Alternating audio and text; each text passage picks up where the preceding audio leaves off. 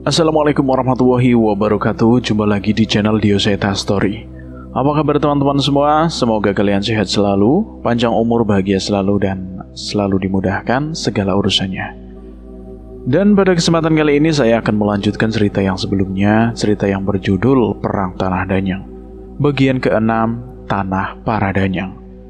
Buat teman-teman yang belum mendengarkan episode sebelumnya, alangkah baiknya mendengarkan terlebih dahulu agar mengerti alur ceritanya. Dan buat kalian yang baru bergabung di channel ini, silahkan klik tombol subscribe dan tombol loncengnya agar kalian tidak ketinggalan cerita terbaru dari kami.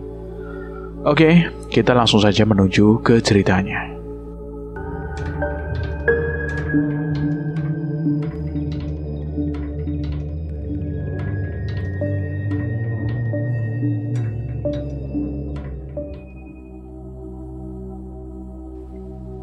Di zaman kerajaan Indrajaya, suara gemuruh dari puncak Mahameru menggema, menggetarkan bumi dan langit. Mahameru yang berdiri megah di Jawa Timur sebagai paku penyeimbang Pulau Jawa, kini memuntahkan isinya. Duar! Batu-batu besar terlontar dari kawahnya, menghantam pepohonan dan kawasan Kalimati, menciptakan kepanikan di antara mereka yang ada di sana. "Woi, menyingkir! Menyingkir!" teriak seseorang, memberi isyarat pada kelompoknya, kelompok pasukan yang menerobos letusan dahsyat itu. "Ini gila. Siapa yang berpikiran untuk menerobos letusan gunung seperti ini?" teriak Raja Indrajaya dengan nafas memburu, mencoba menghindari lontaran batu panas yang jatuh dari langit. "Siapa lagi kalau bukan pasukan Baswara, putra andalanmu itu yang mulia?" sahut Panglima Brasma sambil melirik ke arah Baswara yang tanpa ragu maju lebih dulu. Di depan, Baswara membuka jalan dengan segenap tenaga, dibantu oleh kawanan kera putih yang melompat lincah di antara lahar. Seekor kera putih menari melompat di antara pepohonan, membaca aliran energi panas yang memancar dari gunung, menghindari setiap bahaya yang muncul. "Ayah, dia di sana!"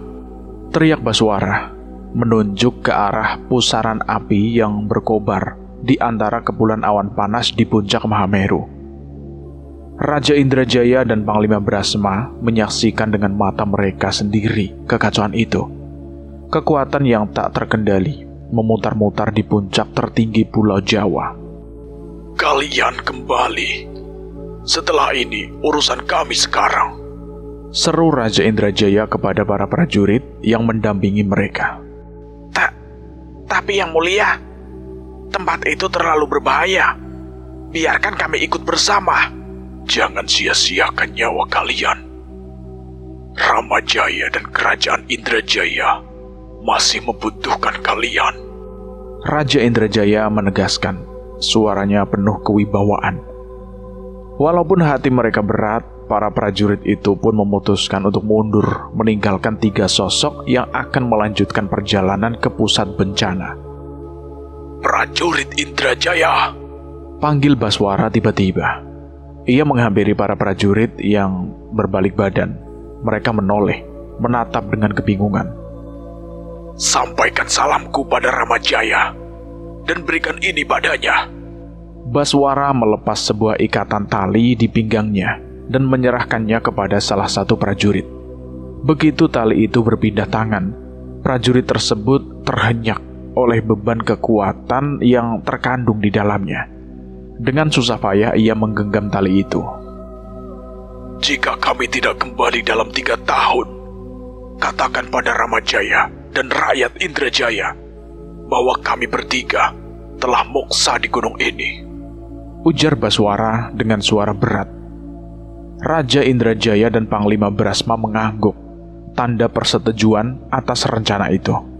Para prajurit pun membungkukkan badan dengan hormat, lalu bergegas meninggalkan tempat itu dengan perasaan yang campur aduk.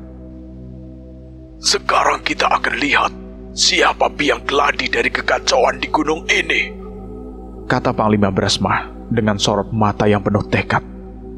Baswara menghadap pusaran api di kejauhan dengan wajah murka. Ayah, Brasma, setelah kita memasuki tanah para danyang, aliran waktu tak lagi sama. Ucap Baswara mengingatkan kedua orang yang bersamanya itu. Ayah sudah mengerti. Aliran waktu di sana lebih cepat dibanding di dunia ini. Iya bukan? Benar ayah. Balas Baswara dengan penuh kehati-hatian. Lalu ia menoleh ke Panglima Brasma dan menatap wajahnya dalam-dalam. Kau benar-benar rela meninggalkan keluarga dan cucumu? Tanya Baswara. Aku tidak pernah meninggalkan mereka. Aku justru menemani mereka dengan kisah kepahlawanan. Eyangnya yang sudah bisa mereka banggakan hingga ke anak cucu berikutnya. Tawa Panglima Brasma bergemuruh di antara riuhnya gunung. Aku yakin sekarang pun mereka sudah bangga denganmu, Brasma. Sama seperti mereka bangga dengan rajanya. Jawab Panglima Brasma sambil mulai melangkah mendekati pusaran api yang nampak seperti mata raksasa yang menyala. Di bawah bayang-bayang letusan dan pusaran api, 3 sosok yang bersiap menghadapi musuh yang bersembunyi di balik kekacauan ini. Mereka tahu bahwa tak hanya kekuatan fisik, tetapi juga keteguhan hati yang akan diuji di tanah para danyang. Mereka maju dengan keyakinan penuh, membawa harapan bagi tanah yang mereka lindungi. Sementara Baswara menyelesaikan ritualnya. Angin bertiup kencang, memporak-porandakan kepulan awan panas yang menyelimuti mereka bertiga. Kera-kera yang sejak tadi membantu mereka, kini melompat-lompat dengan semangat, seolah menyambut kedatangan sesuatu. Wanadharma, aku membutuhkan bantuanmu sekali lagi, ucap Baswara dengan nada berat. Di balik kabut asap, sosok kera hitam besar melayang muncul. Matanya menyala dan kekuatannya memancar. Bersaing dengan hawa panas yang menyelimuti area itu, udara bergetar saat energi dari tubuhnya mengalir deras, membelah atmosfer di sekitarnya. Wanadharma, sang roh kera, menatap Baswara dengan dalam, seolah menimbang keyakinan. Ia mendekat ke arah Baswara, menatap wajahnya dari dekat, mencari kepastian di balik keputusan berat ini. Keputusan kami sudah bulat, Wanadharma. Ini adalah jalan terbaik yang bisa kita ambil, ucap Baswara dengan tekad yang tak tergoyahkan. Sang roh kera itu mengangguk perlahan, lalu berpaling, menyiapkan kekuatannya. Pusaran angin besar muncul dari tubuh Wanadharma, menyapu segalanya di sekitarnya. Bentrok dengan energi dahsyat yang berasal dari puncak Mahameru. Benturan kekuatan ini menciptakan retakan-retakan di udara, sebuah celah yang terbuka menuju alam lain. Cepat, sekarang! Seru Baswara, memberikan perintah tegas. Raja Indrajaya, Panglima Brasma, dan Baswara bergerak bersamaan, melompat ke dalam salah satu celah yang muncul. Dalam sekejap, mereka melintasi batas antara dunia mereka dan tanah para danyang. Begitu kaki mereka menampak di tanah baru itu, perubahan drastis segera terasa. Udara di sekeliling mereka lebih berat, dingin menusuk, sementara waktu seakan bergerak lebih cepat. Di depan mereka terbentang pemandangan yang mengerikan. 2 sosok makhluk sedang bertarung. Energi mereka saling bentrok, memuntahkan kilatan-kilatan cahaya yang melesat ke segala arah. Satu sosok nampak seperti raksasa dengan tubuh bersisik hitam yang mengkilap. Sementara yang lain berwujud perempuan yang melayang dengan tubuh yang diselimuti api hitam. Setiap gerakannya mengguncangkan tanah.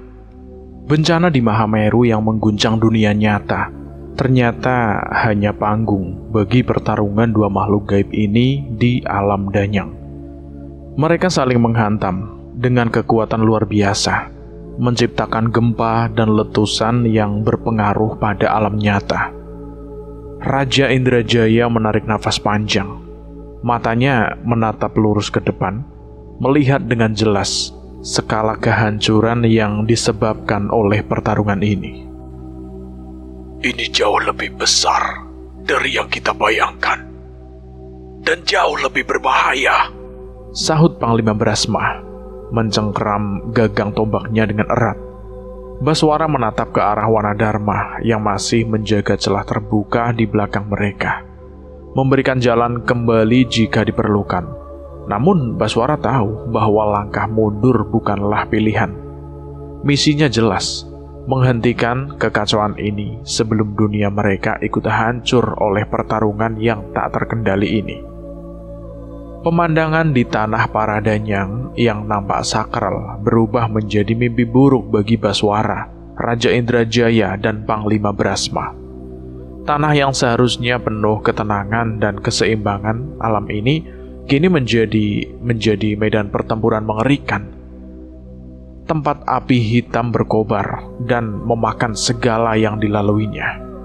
Hutan yang terbakar, tanah yang terbelah, dan jasad-jasad manusia yang berserakan di mana-mana, membuat suasana di sana terasa mencekam.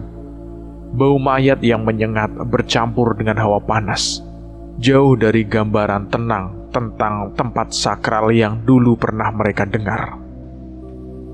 Apa kita bisa menghentikan mereka?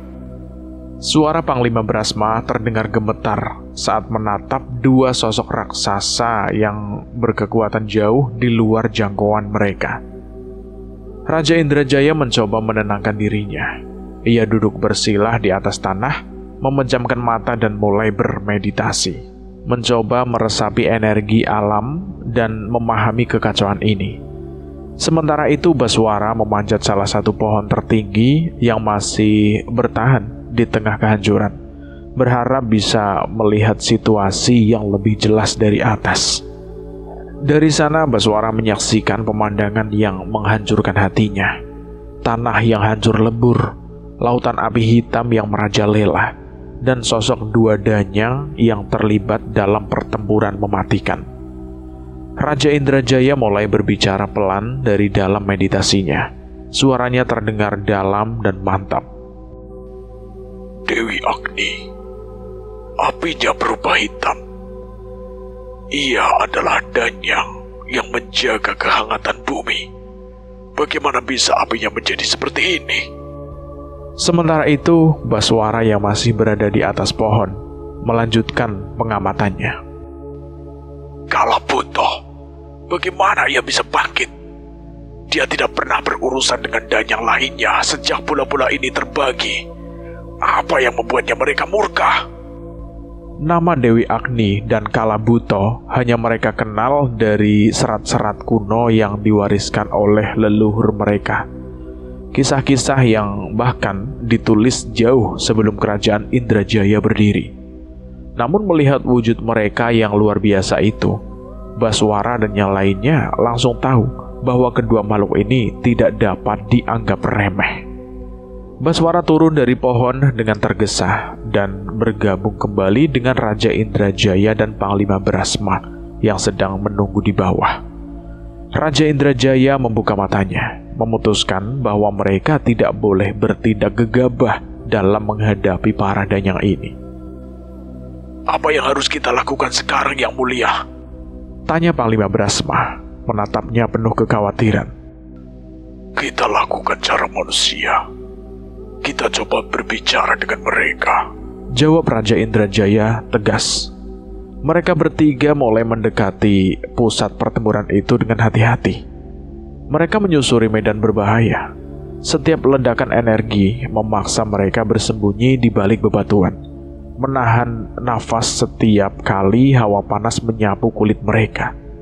Suara gemuruh dari pertarungan kedua danyang itu memekakan telinga, seolah-olah alam sendiri sedang berteriak.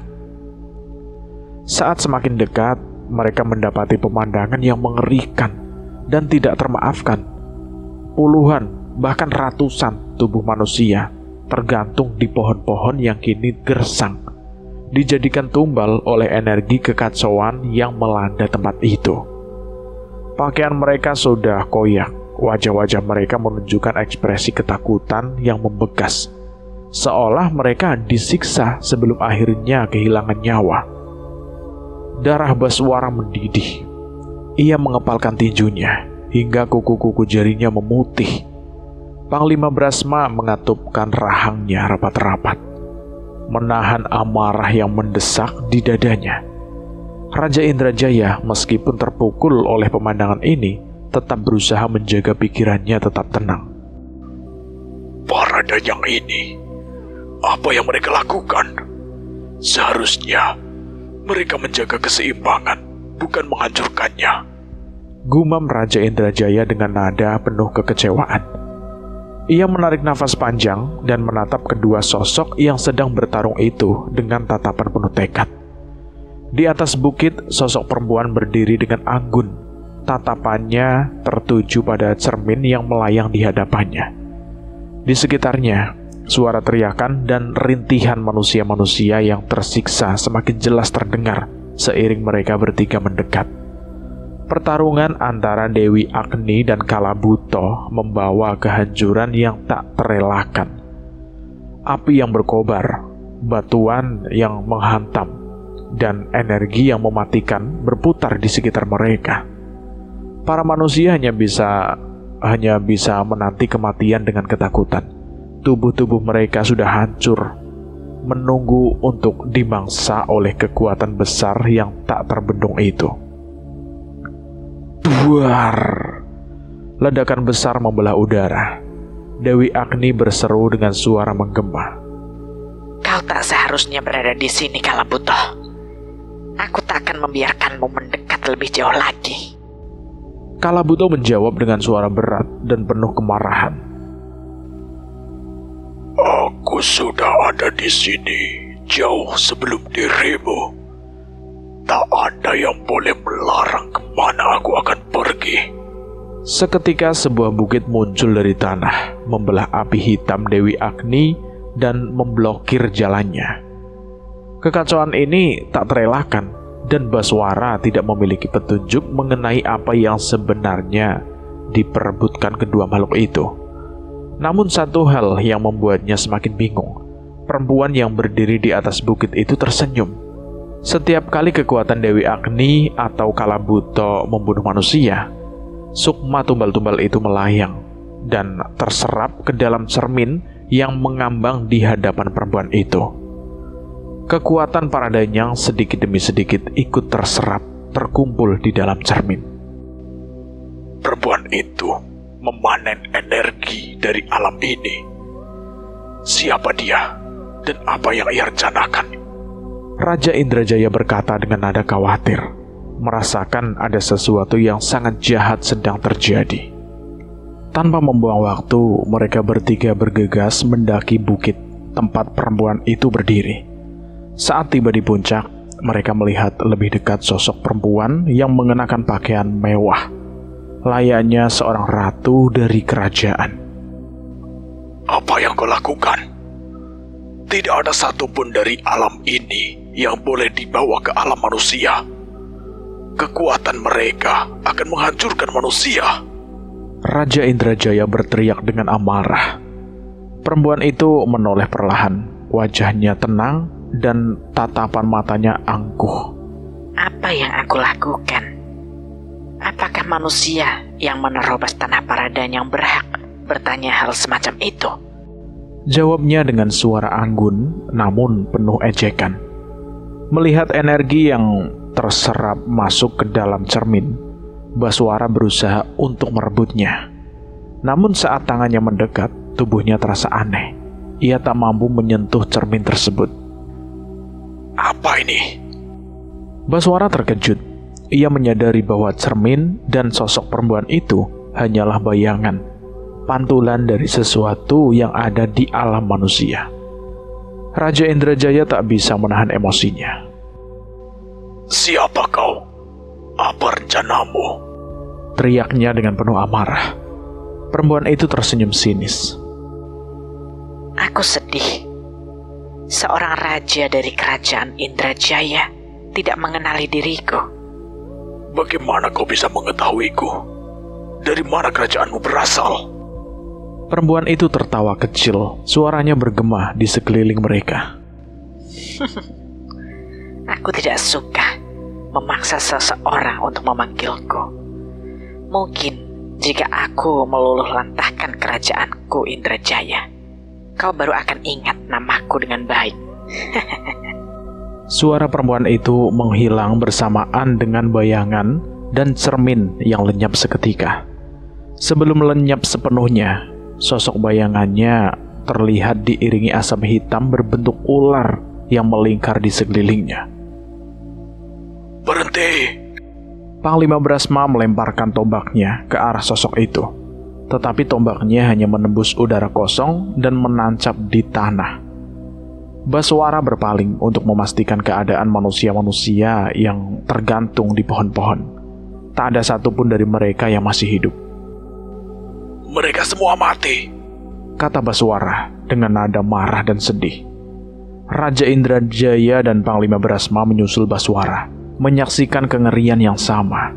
Raja Indrajaya mengepalkan tangannya, merasa kesal bahwa mereka tak menyadari adanya ritual besar yang dilakukan oleh kerajaan yang tidak mereka ketahui. Ternyata dia sudah selesai dengan ritualnya dan pergi begitu saja. Bagaimana kita bisa tidak menyadari ini? Tak ada waktu menyesali itu, Ayah. Kita harus percayakan urusan di alam manusia pada Ramajaya. Jika kita masih menghentikan pertarungan di sini, Ramajaya akan lebih leluasa untuk bergerak. Benar. Jika kita bisa menghentikan pertempuran ini, kita bisa mencegah kehancuran lebih lanjut. Tambah Panglima Brasma. Duar! Ledakan besar kembali mengguncang tanah, menyebabkan badai panas menerpa mereka bertiga. Apa yang bisa kita lakukan? Kita tak bisa menyerang salah satu dari mereka tanpa tahu apa yang sebenarnya terjadi. Raja Indrajaya berkata, kebingungan, sementara energi pertempuran para danyang terus mendekati puncaknya. Di tengah kebingungan yang melanda, tiba-tiba Baswara merasakan kehadiran sosok tak dikenali dari balik dedaunan. Sebuah kerikil kecil melayang dan menyentuh kepalanya, membuatnya menoleh ke arah asal kerikil itu. Di sana, di balik pepohonan yang gersang, mereka bertiga melihat sosok keratua yang mengawasi tanpa bergerak. Siapa itu? Seru Baswara. Sosok keratua itu tetap diam, hanya memperhatikan mereka dengan mata penuh misteri. Baswara kemudian mengambil inisiatif. Dia berjongkok, melompat-lompat, dan berjungkir balik layaknya seekor kera. Suaranya terdengar menyerupai suara kera. Raja Indrajaya dan Panglima Brasma sudah sering melihat tingkah Baswara yang aneh. Namun kali ini terasa berbeda, dan benar saja. Tingkah laku Baswara membuat keratua itu tertawa. Ia pun keluar dari persembunyiannya dan menampakkan wujudnya, membawa sedikit kehangatan di tengah situasi genting. Raswanara. Panglima Brasma terkesiap. Benar, Raswanara, jawab Raja Indrajaya. Matanya memperhatikan sosok keratua itu yang sebagian tubuhnya tertutup kain dengan titik merah di dahinya. Mereka berdua segera menundukkan kepala, menghormati sosok yang nampak jauh lebih tua dan bijak. Giri Gadu, si keratua, memahami niat baik mereka. Melihat kesungguhan hati ketiga manusia itu, ia mendekat dan bahkan ikut menari bersama Baswara, membuat suasana di tengah kobaran api dan gempa terasa lebih ringan. Tak kusangka ada manusia yang masih mengingat tarian Wanara ini, serunya sambil tertawa. Baswara yang terkejut mendengar keratua itu berbicara, segera bertanya. Kau berbicara? Giri Gadu hanya tersenyum. Wajar saja kau kaget. Panggil saja aku Keratua Giri Gadu. Apa hubunganmu dengan Wanadharma? Mengapa ia membawamu ke tempat ini? Baswara mengangguk. Kini memahami bahwa Girigadu menyadari kehadiran Wanadharma yang telah membantu mereka. Pertempuran antara kedua danyang ini mengacaukan kerajaan kami. Wanadharma membantu kami untuk mencapai tempat ini, jawab Baswara dengan tegas. Girigadu mendekat, mengendus tubuh Baswara dan rekan-rekannya. Lalu matanya menyipit, seakan mencoba mengungkap rahasia yang tersembunyi di balik pertemuan ini. Satu pertanyaan lagi. Apa hubungan kalian, terutama kau, dengan Widarpa?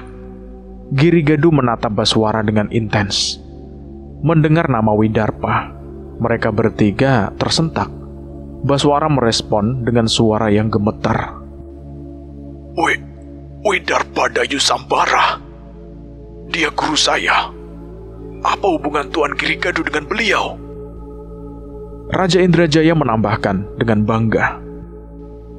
Widarpa adalah pahlawan di kerajaan kami, Tuan. Ia telah menyelamatkan banyak nyawa, termasuk saya. Girigadu terdiam sejenak, matanya berkaca-kaca. Syukurlah jika akhirnya bocah itu tumbuh menjadi orang yang baik, ujarnya dengan suara bergetar. Panglima Brasma ingin melanjutkan tentang nasib Patih Widarpa, namun Girigadu menghentikannya. Sudah, aku tahu. Putranya telah menceritakan segalanya padaku. Ia harus menghadapi kutukan dari ajian Segoro Demit yang dimilikinya. Semoga saja Daryana bisa menyempurnakan ajian penangkalnya. Baswara terkejut mendengar nama yang disebut itu. Oh, bahkan engkau kenal Daryana? Tentu saja. Baru beberapa hari yang lalu kami bertemu dan berkenalan. Ia meminta petunjuk dariku tentang ajian pemutih raga. Tunggu. Baswara terperanjat menyadari sesuatu. Apa artinya Daryana ada di alam ini? Mendengar itu, Raja Indrajaya dan Panglima Brasma saling bertatapan. Harapan kecil menyelinap di hati mereka. Di tengah segala kesulitan yang melanda, mereka mulai merasa bahwa hanya mungkin, ada secercah harapan untuk menyelamatkan kerajaan mereka. Girigadu memandang ke arah pertempuran sengit kedua danyang dari ujung bukit. Seharusnya ia sedang mencari satu sosok di alam ini yang mungkin bisa membantunya. Tapi sebelumnya, sebaiknya kalian menuntaskan tujuan kalian terlebih dulu, ucapnya dengan nada serius. Beberapa jam sudah kalian lalui di tempat ini. Sudah melewati 1 malam di alam kalian. Mendengar itu, hati Raja Indrajaya berdegup kencang. Kekhawatiran menyergapnya. Ia membayangkan berapa banyak korban yang jatuh akibat 1 malam yang terlewatkan. Apa Tuan Girigadu punya saran untuk apa yang mungkin bisa kami lakukan? Girigadu menatap ledakan besar yang mewarnai langit di sekitar mereka. Kemudian memandang Baswara, Panglima Brasma, dan Raja Indrajaya dengan sorot mata yang penuh tekad. Sebuah ledakan besar. Ledakan yang lebih dari apa yang mereka lakukan. Mungkin itu bisa menarik perhatian mereka, walau hanya sejenak, jelas Girigadu. Raja Indrajaya dan yang lain menanggapi itu masuk akal. Namun, tak ada satupun dari mereka yang merasa bisa menciptakan kekuatan ledakan sebesar itu. Tapi, bagaimana caranya? Bahkan kekuatan Wanadharma pun tak mampu membuat ledakan sebesar itu, ucap Baswara. Girigadu melihat tombak Panglima Brasma dan menatap Raja Indrajaya. Ia menoleh beberapa kali kepada kedua hal itu. Seorang raja diberkahi berkah dewata. Berkahilah tombak itu ujarnya sambil menyentuh dahi Raja Indrajaya. Lalu dia menatap Baswara, merabah tubuh, lengan, dan betisnya. Kerahkan kekuatan Wanadharma di betis kananmu ini. Ledakan kekuatannya dalam satu dorongan di tombak itu. Girigadu berpaling kepada Panglima Brasma dan menyerahkan tombak miliknya. Tombak ini telah melalui ribuan pertempuran bersamamu. Aku merasakan kekuatan dari berbagai alam. Arahkan lemparanmu ke titik yang aku arahkan. Ledakan besar akan terjadi di sana dan akan mengalihkan perhatian kedua danyang itu. Rencana itu jelas berbahaya, tapi ini mungkin satu-satunya cara untuk memberi jeda dari pertarungan itu. Kalian siap? Tanya Girigadu dengan nada tegas. Raja Indrajaya mulai membacakan bait-bait doa yang diturunkan leluhurnya. Ia menyalurkan kekuatan dewata ke dalam tombak yang menyala keemasan. Baswara mengarahkan kekuatan di kakinya, siap menendang tombak yang akan dilemparkan oleh Panglima Brasma. Panglima Brasma dengan nafas tertahan, menggenggam tombaknya dengan erat. Aku siap, mulai kapan saja. Ucapnya menahan adrenalin yang mengalir di nadinya. Momen itu tiba, ujung tombak berpendar keemasan. Sang raja membuka matanya lebar, memberi isyarat. Serang! Dengan serentak, Panglima Brasma melemparkan tombaknya ke arah reruntuhan candi di tengah pertempuran. Tepat saat tombak itu hampir terlepas dari genggaman, tendangan kuat Baswara membuatnya melesat bagaikan kilat, terisi penuh tenaga yang siap untuk meledak. Dentuman besar mengguncang udara ketika tombak itu menancap di reruntuhan candi, melepaskan cahaya yang menyilaukan. Ledakan besar memecahkan kobaran api hitam Dewi Agni, membuat Kalabuto kehilangan keseimbangan dan terjatuh. Keheningan menyelimuti sejenak. Mereka bertiga tak percaya ledakan itu jauh lebih dahsyat dari yang dibayangkan. Namun kebahagiaan tak berlangsung lama. Keduanya, Dewi Agni dan Kalabuto, kini menoleh ke arah mereka. Tatapan mereka memancarkan amarah yang membakar. Tekanan yang muncul dari tatapan itu membuat tubuh Baswara, Panglima Brasma, dan Raja Indrajaya terasa kaku. Mereka berjuang keras hanya untuk berdiri. Ah, sial! Desis Baswara berusaha melawan rasa pusing yang menyerangnya. Raja Indrajaya meraih pedangnya dan menancapkannya ke tanah, menopang tubuhnya yang lemah, namun tetap berdiri dengan gagah. Dengan suara yang menggema, ia berteriak, Kalian mau mengorbankan berapa nyawa lagi? Suara itu mengguncang alam, membuat burung-burung terbang berhamburan di langit yang mulai memudar. Di tengah keheningan yang mencekam, suara tawa pelan terdengar. Seperti yang diharapkan dari seorang raja, ujar Girigadu. Perkataannya menyiratkan bahwa tantangan sebenarnya baru saja dimulai. Ketegangan di udara semakin tebal, menunggu apa yang akan terjadi selanjutnya. Di zaman Wirabumi, Ibu Bumi, Bopo Angkoso, sedulur papat limo pancerku, Kakang Kawah, Adi Ari-ari, rangkulan kulo, nyuwun pitulung, ngluwari jiwa-jiwa kang tanpa daya iki marang ing Gusti, lan jaga saka perkara dening demit lan lelembut. Di tengah medan perang yang dipenuhi jasad-jasad bergelempangan, Wirabumi duduk bersilah. Bibirnya terus melafalkan doa-doa, berharap bisa meredakan roh-roh penuh dendam yang mengerikan itu. Suara angin yang menyapu aroma kematian menggema di sekitarnya, menambah suasana semakin mencekam. Ini mengerikan. Bisik Purbawengi, air matanya mengalir di balik kain yang menutupi matanya.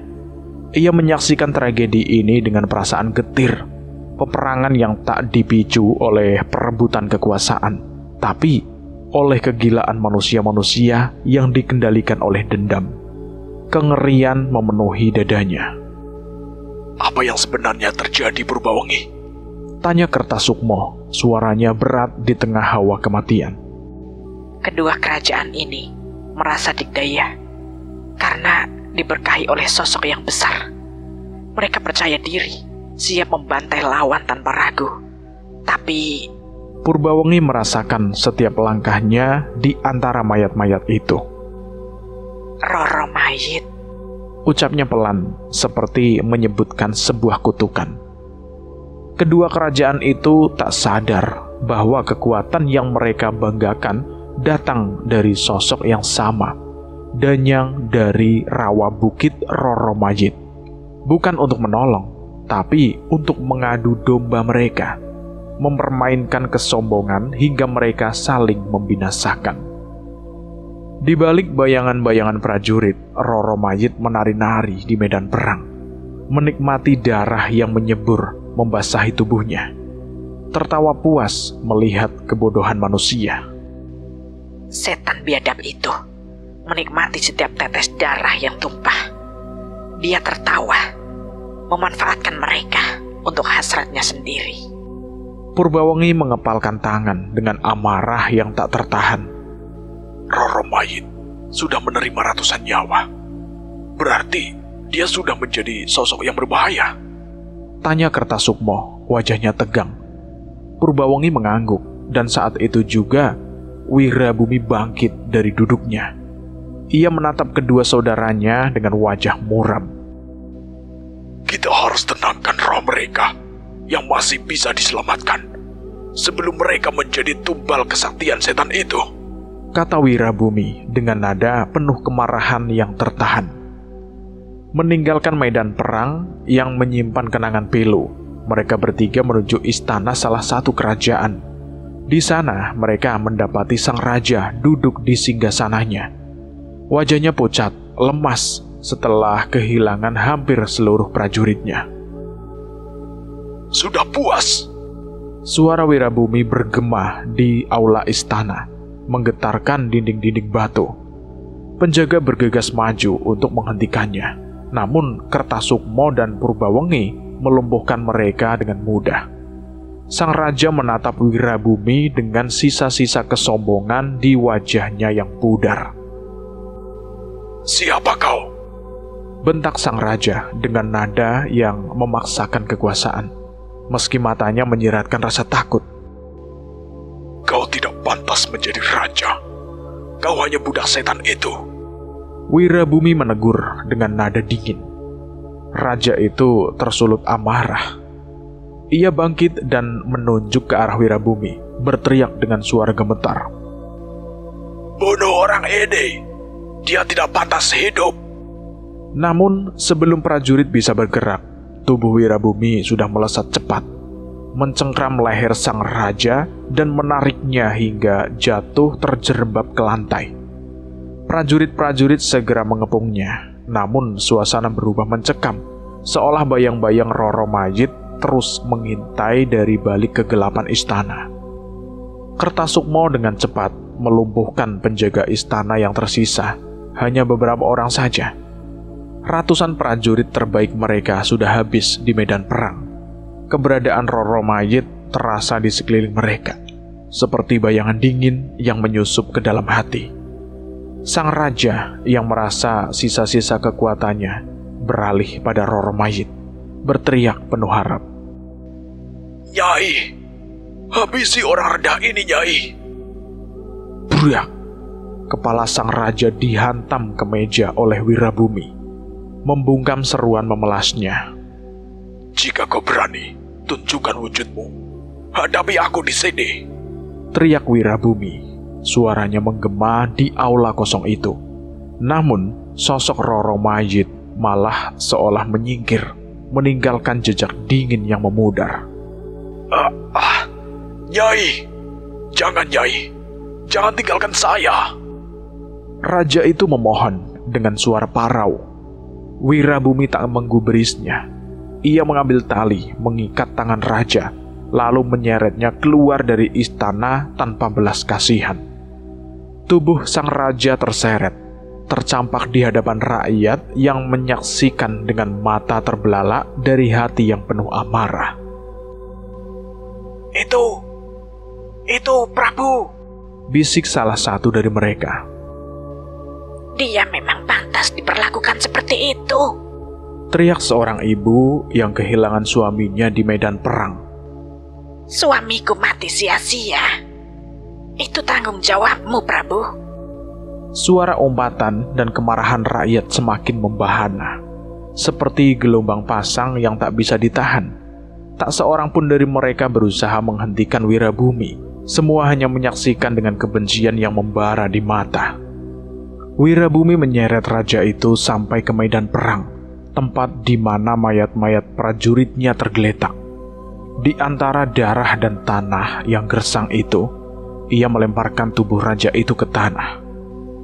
Purbawangi, panggilnya. Purbawangi mendekat, meniupkan sesuatu dari bibirnya ke arah sang raja. Sejenak kemudian, mata sang raja melotot ketakutan, melihat sekelilingnya dengan panik. Kenapa? Kenapa kalian masih hidup? Kenapa kalian seperti ini?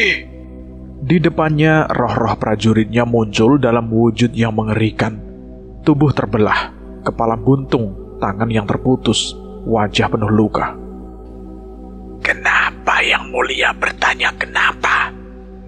Kau yang membuat kami seperti ini. Jawab salah satu roh dengan suara serak, menghujam telinga raja. Seharusnya kami tidak menjadi tumbal atas nafsumu. Seruan lain menggema penuh amarah. Matilah 1000 kali menggantikan kami. Suara roh-roh itu mengitari sang raja, menelusup ke dalam pikirannya, menghantuinya dengan siksaan tanpa henti. Wirabumi dan kedua saudaranya berbalik, meninggalkan sang raja sendirian di tengah amukan roh-roh yang kini menuntut balas. Apa dia akan mati? Tanya Kertasukmo sambil melirik ke belakang. Setiap manusia pasti akan mati, tapi dia setidaknya akan menikmati siksaan itu di pikirannya dulu sampai akhir hayatnya. Jawab Purbawangi, suaranya dingin dan penuh kebencian. Dengan langkah mantap, mereka menuju kerajaan berikutnya, mengulangi perbuatan mereka pada raja yang lain. Tindakan itu bukan sekedar balas dendam, tapi juga sebuah tantangan terbuka kepada Roro Mayit, setan yang berani mempermainkan nyawa manusia dengan begitu kejam. Tepat saat kembali di pendopo kediaman Sambara, mereka disambut dengan kekuatan yang memendar dari tombak yang muncul dari retakan alam para danyang. Purbawangi menyentuhnya dan berharap bisa mendapat petunjuk dari energi yang memendar itu. Apa Prabu Ramajaya sedang bertarung di alam itu? Bukan. Prabu Ramajaya juga sedang mempertaruhkan nyawanya, tapi bukan di alam itu. Aku belum mengerti sepenuhnya, tapi mereka yang bertarung di alam itu bukan dari zaman ini. Aku tahu, aliran waktu di alam itu berjalan berbeda dengan alam manusia. Itu artinya, bisa saja hilangnya Raja Indrajaya dan Panglima Brasma berhubungan dengan tanah para danyang. Purbawangi mengangkat tombak itu, mengelusnya, dan membersihkannya dengan selendang di pinggangnya. Itu mungkin, sangat mungkin. Tapi jika itu benar, artinya selama ini mereka sudah mengalami penderitaan yang begitu besar demi alam ini. Brak! Wirabumi menggebrak meja. Hatinya merasa tertusuk saat mengetahui kemungkinan pengorbanan Raja Indrajaya dan Panglima Brasma, sahabat dari leluhur mereka, melakukan hal itu. Seketika ia menjadi gelisah. Dengarkan, Wirabumi berkata dengan penuh emosi. meski mati sekalipun, Jangan sampai kita biarkan pengorbanan mereka gagal. Purbawengi dan Kertasukmo sepakat. Tak ada bantahan atas pernyataan saudaranya itu. Tak hanya kita, aku pun merasakan anak-anak kita sedang melakukan perjuangannya sendiri, ucap Kertasukmo. Mereka bocah-bocah tak bisa diatur. Brak! Wirabumi menggebrak meja lagi. Semoga saja mereka tidak bertindak kelewatan. Purbawengi menenangkan saudaranya itu. Ia pun mengembalikan tombak itu pada tempatnya. Ia sadar bahwa tombak itu tak hanya menolong mereka, tapi sekaligus penghubung antara zaman mereka dengan orang-orang yang bertarung di tanah para danyang. Di sisi pulau lain, di barat Pulau Jawa, di atas sebuah bukit yang menghadap ke telaga, dua pemuda berdiri dalam hening. Mereka adalah Wirangga Sambara dan Wiratama Sambara, saudara kembar yang telah menjalani lelaku selama 40 hari. Apa ini cukup? Tanya Wirangga menatap kakaknya, memastikan bahwa perjalanan spiritual mereka benar-benar telah selesai. Wiratama menatap telapak tangan adiknya. Tempat sebuah aksara mulai nampak, sama persis seperti yang terukir di telapaknya. Sudah, ini saatnya kita menemui beliau, jawabnya mantap. Dengan langkah tenang, kedua pemuda itu menuruni bukit dan mencelupkan kaki mereka ke tepi telaga. Seketika angin yang semula berhembus pun berhenti. Air telaga tak lagi beriak. Keheningan yang menggantung di udara terasa mencekam. Mereka menunggu dengan nafas yang tertahan, hingga dari bawah permukaan air yang tenang, bayangan seperti ular meliuk-liuk mulai muncul. Salam dari kami untuk Unaga Banyuwening, seru mereka bersamaan, mengangguk penuh hormat kepada sosok yang muncul dari kedalaman telaga. Sebuah suara menggema dari dalam air. Salam hormatku, wahai keturunan Sambara. Bukan maksudku menolak kedatangan kalian. Namun, aku bukanlah apa yang kalian cari. Perlahan sosok naga bermahkota dengan tubuh berwarna air menjelma di depan mereka, menundukkan kepala sebagai balasan. Kami butuh bantuan, Eyang Nogo. Apapun bentuknya, bahkan sekedar wejangan. Wirangga memohon, suaranya penuh tekad. Namun sang naga menggeleng halus. Kalian tak perlu ikut campur dalam masalah para danyang ini, Sambara. Pergilah melintasi laut. Aku akan memastikan keselamatan kalian. Wiratama melangkah maju, menatap dalam-dalam sosok naga itu. Tapi nyawa manusia akan terancam, Eyang. Pulau ini tak akan sama lagi jika perang para danyang benar-benar terjadi. Suaranya bergetar, menggambarkan betapa seriusnya situasi. Nogo Banyuwening terdiam sejenak sebelum menjawabnya. Percayalah, pencipta kita adil. Hanya manusia yang menggantungkan hidupnya pada berkah para danyang yang akan merasakan dampak peperangan ini. Tapi, jika kami bisa menghentikan ini semua, manusia punya kesempatan untuk bertobat, desak Wiratama. Sang naga memandang jauh ke dalam hati kedua pemuda itu, memahami ketulusan mereka. Mereka benar-benar ingin memperjuangkan kehidupan manusia. Tanpa peringatan, air telaga menggulung, menyeret kedua Sambara itu ke dalamnya. Nogo Banyuwening membawa mereka ke kedalaman telaga. Hingga di dasar air, terbentang sebuah keraton yang megah, misterius, dan penuh rahasia. Keraton itu begitu sunyi, hanya dilalui oleh ikan dan hewan air. Beberapa kekuatan terasa dari sosok Abdi Nogo Banyuwening yang berwujud manusia setengah ikan. Ini kerajaanku. Tak ada apa-apanya jika dibandingkan dengan Istana Kawah Merapi ataupun Laut Selatan. Tidak, Eyang. kedikdayaan, bukan hanya sekedar kekuatan yang menghancurkan. Keraton Banyuwening telah menjaga lembah ini dan puluhan desa di sekitarnya selama ratusan tahun. Wiratama terlihat takjub dengan apa yang ia lihat. Bukan sesuatu yang mewah. Keraton itu menunjukkan sesuatu yang menenangkan. Keberadaan Eyang menjaga hembusan angin tetap tenang, air tetap mengalir, dan tanah tetap memberi kehidupan. Di mata manusia seperti kami, Eyang Nogo adalah wujud berkah dari Sang Pencipta. Tambah Wirangga. Nogo Banyuwening terdiam sesaat. Ia tak menyangka akan mendengar pujian seperti itu dari manusia yang sudah melihat kedikdayaan danyang-danyang di tanah Jawa ini. Pergilah. Nogo Banyuwening berpaling dan meminta kedua orang itu untuk pergi. Tapi Eyang... Wiratama masih belum menyerah. Tapi sebelum ia berkata lebih jauh, Nogo Banyuwening duduk di tahtanya dengan wujud manusia bersisik naga, dengan janggut putihnya, dengan pancaran kekuatan yang menggetarkan telaga. Pergilah. Kalian sudah mengetahui kekuatan dan kemampuanku. Aku hanya mengatakan bahwa kekuatanku mungkin bukan sesuatu yang bisa banyak membantu kalian.